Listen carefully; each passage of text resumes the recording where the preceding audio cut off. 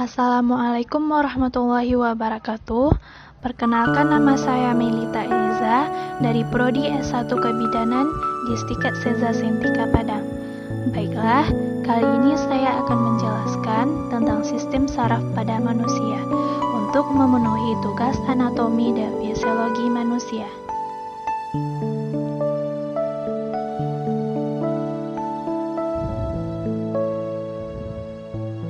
Sistem saraf pada manusia.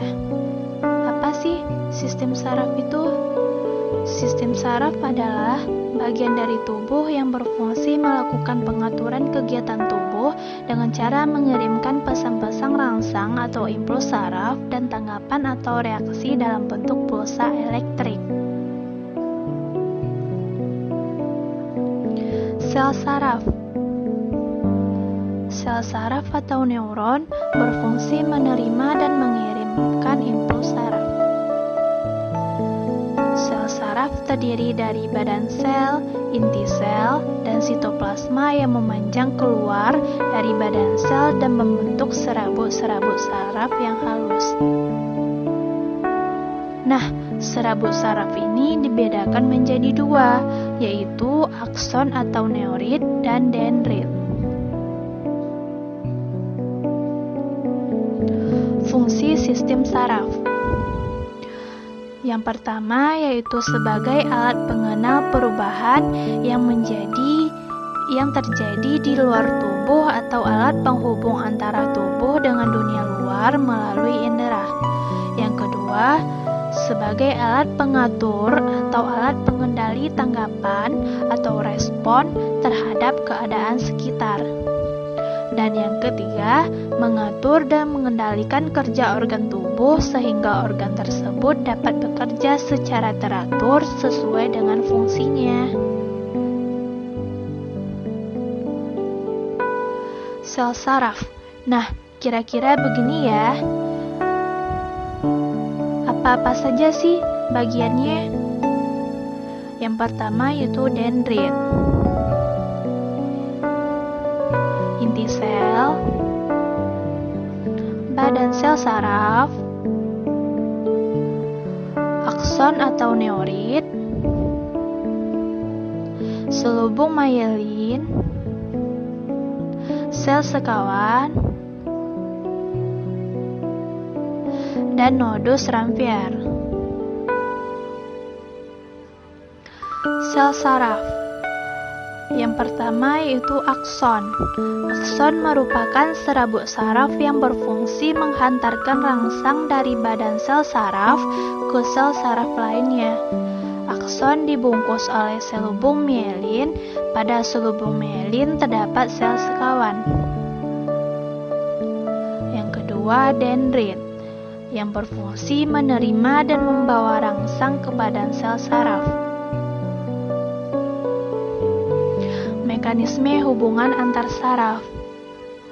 Sel saraf atau neuron mempunyai kemampuan untuk menerima dan memberikan jawaban terhadap rangsang yang diberikan kepadanya. Rangsangan yang diterima oleh reseptor atau alat indera akan dihantarkan ke pusat susunan saraf. Rangsangan dari dendrit terus ke badan sel saraf dan selanjutnya oleh akson akan diteruskan ke dendrit neuron lainnya. Hubungan antara akson dan dendrit dari sel saraf lain terdapat jarak yang sangat kecil yang disebut sinapsis. Mekanisme hubungan antar saraf. Ketika impuls mencapai ujung akson, ia meloncat ke saraf berikutnya. Perpindahan ini dilakukan oleh neuron transmitter, yaitu bahan yang disintesis oleh neuron yang bersifat memacu ujung dendrit yang berhubungan dengan neuron lainnya. Beberapa neuron transmitter yang telah dikenal antara lain yaitu asetilkolin dan epinefrin.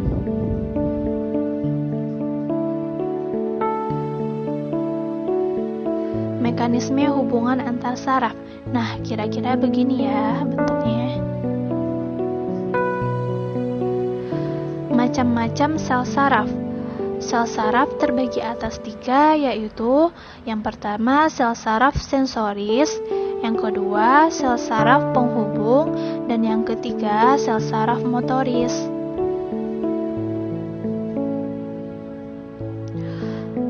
Macam dan fungsi sel saraf. Nah, apa-apa saja sih fungsi dari macam sel saraf tersebut? Yang pertama yaitu sel saraf sensoris, atau disebut juga sebagai sel saraf indera karena berfungsi membawa rangsangan atau impuls dari indera ke saraf pusat, yaitu otak dan sumsum tulang belakang. Yang kedua, sel saraf motoris atau sel saraf penggerak yang berfungsi membawa respon dari pusat saraf ke otot atau kelenjar. Dan yang ketiga yaitu sel saraf penghubung, terdapat di dalam sumsum tulang belakang yang berfungsi untuk menghubungkan atau meneruskan rangsangan dari sel saraf sensorik ke saraf motoris.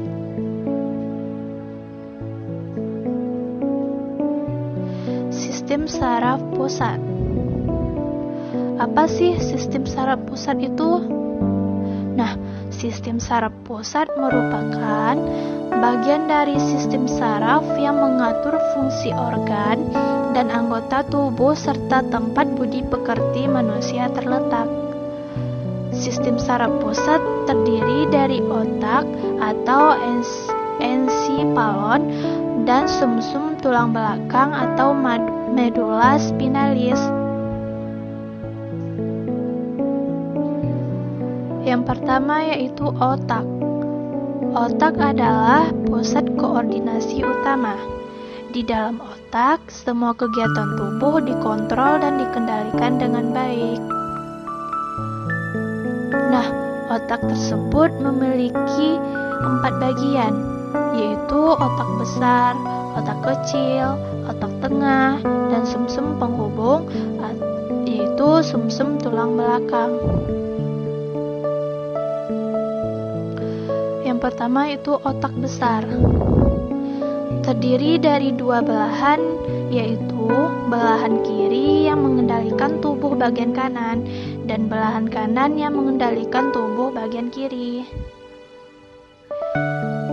Memiliki permukaan yang berlipat-lipat yang mengandung ratusan juta neuron. Terdiri dari 2 lapisan, yaitu lapisan luar atau korteks dan lapisan dalam. Korteks berwarna kelabu yang berisi badan-badan sel saraf. Permukaan korteks berlipat-lipat berfungsi memperluas permukaan korteks. Otak besar. Lapisan dalam tebal dan berwarna putih karena banyak mengandung sel saraf, serabut saraf atau dendrit dan neurit. Nah, otak besar ini terdiri atas 4 bagian. Yang pertama yaitu dahi. Dahi berfungsi untuk mengatur gerakan-gerakan tubuh yang disadari.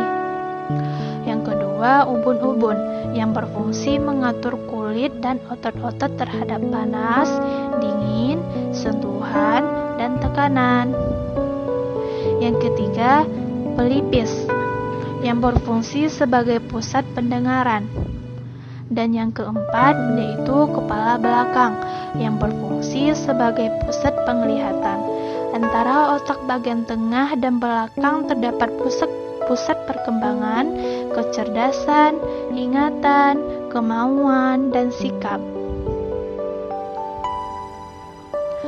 Otak kecil.